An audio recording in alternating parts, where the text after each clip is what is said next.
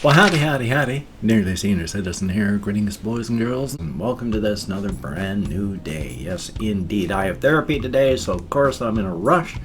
Thumbs up for that. My kitty cat is in the window. I've mentioned this before, but I'll say it again because it's been a while and somebody was asking questions. I keep my window open 24/7 for two reasons. Number one is ventilation. I need fresh air. If I don't have moving fresh air, it just feels stale and I feel unpleasant and terrible. So I have to have the window open, and I frequently have my fan on. But when I'm sleeping, I have my fan on 24/7. In my bedroom, the fan is always on. So the air has to be moving. The second thing for the kitty cat getting in and out the window, it was just like, what, does she jump like 15 feet? No, there's a little tiny ledge that has a gutter on it, so it collects the water as it falls. It's not really big enough for a person. If you tried walking on it, the gutter would fall out, and then you'd go down and you'd break a leg at the very least. But it's big enough for a cat. And she crawls up onto that, walks over across, jumps up onto the windowsill, and then comes in. And when she wants to go out, she jumps down onto that, and then walks over, and then down, and she goes. I mean, it's probably big enough for squirrels or stuff to get in. Luckily, none have, that I know of. And such like that. But it's big enough for a cat, and it's primarily designed to catch just the water as it's coming down. So it works out to be a good cat type way. So thumbs up for that. So that's why I have the window open 24/7. I mean, two reasons. That, like I say, the first one is the fresh air, which of course having allergies sucks because it's a forest out there, and I'm allergic to leaf mold and various types of pollen, as most people are. Oh, there's a real quick aside that I've gone and forgotten again already, because I can't even remember what I was talking about. Oh yes, I remember now. It was a thing. Because I worked in healthcare for 15 years, and there was a 5-course class to become a licensed practical nurse, and I took 4 and was starting the 5th course when I had to be exited out of the program because of my alcoholism. So I've learned a lot about stuff. And one of the things, if you have a cough, a hack, or a wheeze, and you're wondering, oh my God, do I have the covfefe bug or what? It's like, you gotta check the color of what you cough up. If you're clear, you're fine. It's just allergies. If it's the color of what you've been smoking, if like you're a cannabis smoker and you're coughing and then you hack stuff up, if it's just the color of the stuff you smoke, ash, all combined with, normal phlegm, then no, you're fine. If it's yellow or it's green, you got some kind of bug. Now, they used to say clearly one color was bacterial, one color was viral, but there are some bugs that make yellow that can also produce green under rarer, but still conditions, and the same thing with the other color. So you can't really tell by the color anymore. You can get a good indication, but you can't say 100%. But if there's yellow or green in your mucus you cough up when you're going, you got a bug of some kind. I don't know what color the covfefe bug makes, but that's the quick way to tell. If you're hacking and wheezing and everything is clear, it's just allergies. You're fine. I mean, you're not fine. But you're fine. So thumbs up for that. I do have a few things down on my list. 2 of them I wanted to talk about. One I have forgotten. But these were cool science things. There's one that explains how there can be gravity without actually understanding what gravity is, because gravity works because of something else. Now, this is weird. This is really weird, and I'm giving only a really, really Cliff's Notes of a Cliff's Notes. I'm not a mathematician. I don't understand the math. If we say that objects have mass but no gravity, because we don't have we don't understand what gravity is. So if we have a planet here and we put a little object above it so that, you know, there's no gravity but there's only mass, these two things are just sitting there with no mass, no gravity to attract them, so they just sit there floating perfectly. Now the thing is, my dentures, the thing is, you can graph our movement through time on a chart. You know, movement in time forward. Now here's something that I don't know if they fully understand why, but even without gravity, just mass, time flows slower the closer you are to objects of mass. All objects. So when you're standing on the surface of our planet, time is actually moving slower at your feet than it is at your head, because objects closer to mass, time travels slower. So your feet are traveling slower than your head through time. I don't understand the math or the reasons. So if you graph this object's movement through time with the object at its feet, you know, the particles that make it up, traveling slower than the object at its head, so it's not traveling like this through time.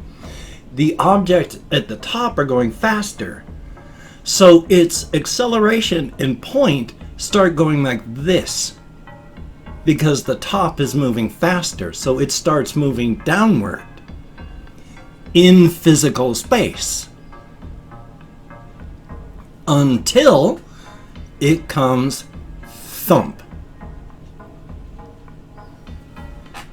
and sticks to the surface of the larger object of mass. Is there such a thing as gravity in this case? No. It is just the drag on the object, because time is moving slower at its base than at the top of it. We are held down to the surface of our planet in this view just because our feet are moving slower than our heads. Our acceleration through time pushes us downward. How about that? That's really bizarre, but it's pretty cool. As stated though, I had another thing and I can't remember what it was, but still, if I remember, I'll try to remember. And let's see, real quickie here. Oh yeah, I've still got two spiders now. One of them really travels. She goes all the way over from the corner above the door to this corner above the door to all the way down at the base of the shower door. So she travels quite far. The other one, she's over at the... It's the door swivels like this. It's at this point, the hinge part, and she mostly just sits down in that area over the bath mat and next to the wall. And she travels out pretty far, sometimes 6 or 7 inches out over the bath mat. So I felt lonely when I could only find one of them. I went, oh no. And I was like, oh good, there's the other one. So there's the spider report. Oh, what else do we have? Oh, this one surprises me. Music has largely always been political. It's a way of saying things, a very succinct, powerful way of getting your message across. In the U.S., we have a strong tradition of really popular music being strongly political. Go back to the time of the Vietnam War, and there's mass songs about the Vietnam War. And then you come closer to the future now, and then when in the mid-90s, I listened to groups like Rage Against the Machine. And now in 2020, you've got conservatives that are absolutely horrified that all of the music that they've been listening for all this time is political. Number one, Music has always been political. Politics is in everything. Politics is how you deal with your children. Politics is how you deal with your spouse. Politics is how you deal with your coworkers. Politics is everything. You cannot make a song and have it not be political. You cannot make a statement and have it not be political. Saying, I do not make a political statement with what the things that I do is making a political statement. So hearing all of these people just absolutely freaking out about the, well, my kitty's using the cat box. How about that? Freaking out about the political messages and all these political groups that have had political songs. I would have thought that I'd be able to talk better if I got my dentures fitting better, but I got them fitting better, and they don't fit any better. They're still hard to talk around. Oh joy. And then I did go walkies last night. It was nice weather, and I took my camera because I don't have a mobile phone, and I only recorded one thing.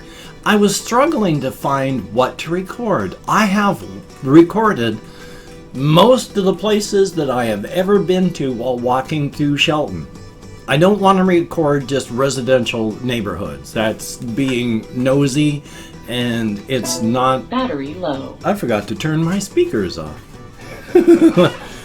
It's nosy. It's none of my business. None of them... Power off. There we go. Nobody out there asked me to record their houses, their lives, their neighborhood. So I don't like doing just neighborhood walks unless there's something incredible like snow or deep fog or something that's like, whoa, this is different.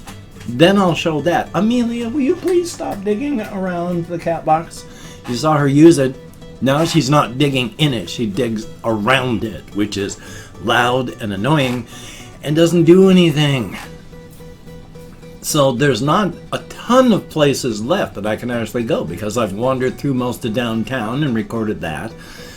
You know, if you ever want to see, you know, all of my stuff, I have playlists that should have all my walkies on them. It's a walkies playlist, but so it's there. I've taken my cameras to just about every place. I've wandered miles and miles all around. So while struggling to even try and remember of some place that I haven't gone, I found one thing.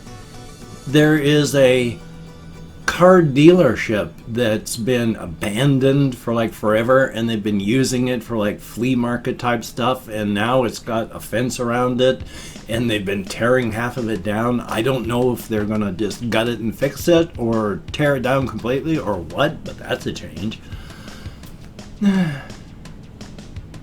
I'm sure there's stuff that I haven't shown for a while, stuff that I've just never shown, but last night I was looking and I just couldn't find anything. But at least I went out for walkies, and that's a good thing. Definitely 8 thumbs up. You gotta stay as healthy as you can.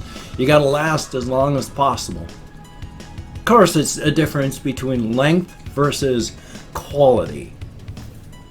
Because in many other countries who have, well, you can't even say that anymore. I was going to say have it shorter lifespans, but these days, you know, the lifespan in the U.S., sure, the official lifespan is recorded as going up higher, but everyone that doesn't have money is still here. People with money are living longer, so that drags the average up, but everyone without hasn't budged. We're not living longer. So, anyway, though, yeah, it's quantity versus quality. I mean, yeah, the last years of American life are generally lonely and alone in hospital settings, and yeah, there may be a few more years eked out, but are you enjoying them? You know, I want to live as long as possible, but I also want to enjoy my life. So if my last 5 years of life are going to be miserable and unenjoyable, then yeah, I'd probably add some stuff onto my life that was fun that, you know, would take away about 5 years worth of life. so that I was actually living and leaving 5 years early rather than just living a miserable and sad life until the end. So that's how I feel about that. And I've opened up 24 hours worth of comments in my community tab, and I'm going to go through and thank 20 to 25 people. I'm not reading the comments right now. I'm just thanking you for having left a comment. If I mispronounce the username, no disrespect is intended. I'm an American English speaker, and even though I count American Sign Language on the fingers of this hand with my depression, fibromyalgia, and more, I'm lucky I can remember anything at all. Getting better all the time, but there is a functional limit. Call it my Chrome, and we have Nathan.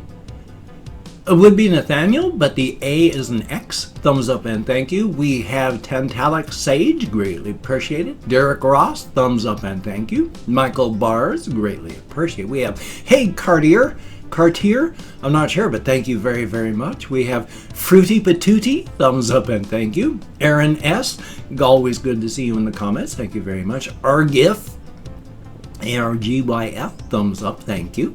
We have Maui CAPR, thumbs up and thank you. Russian Timing, thumbs up and thank you. And that's a heck of a game. Too bad I died. Hector Ruben de Parja Perez, thumbs up and thank you. Owen Appleby, greatly appreciate you. We have Foxy Sniper, thumbs up and thank you. 7IX, or would that be 79? Ooh, 7979. Thumbs up and thank you. Paradoxic Gamer, greatly appreciate. Colin Reisenauer, thumbs up and thank you. We have Lynx, greatly appreciated. Lucifer, thumbs up and thank you. We have Kun Ranhan, I'm nowhere close, but thank you very much. Christopher Thomas, greatly appreciated. Sam Porter, thumbs up. We have Jessa Boulong, thumbs up and thank you. Levid, greatly appreciated. Keaton Loudermilk, heck of a name, and thank you very, very much. And last but not least, we have Mr. Sony. Thumbs up and thank you all. Greatly appreciated. You get me out of my head, into the world, dealing with real people. Thumbs up and thank you so very, very much.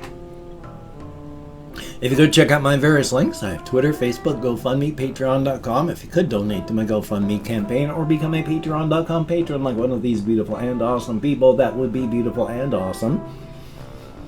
If you'd like to help me out, but you did not want to send money to one of those two places, I have a PayPal link if you can check that out. And if you want to help me out without sending money at all, I have an Amazon wishlist link as well, with things like hamster food, hamster bedding, cat food, silly things, not silly things.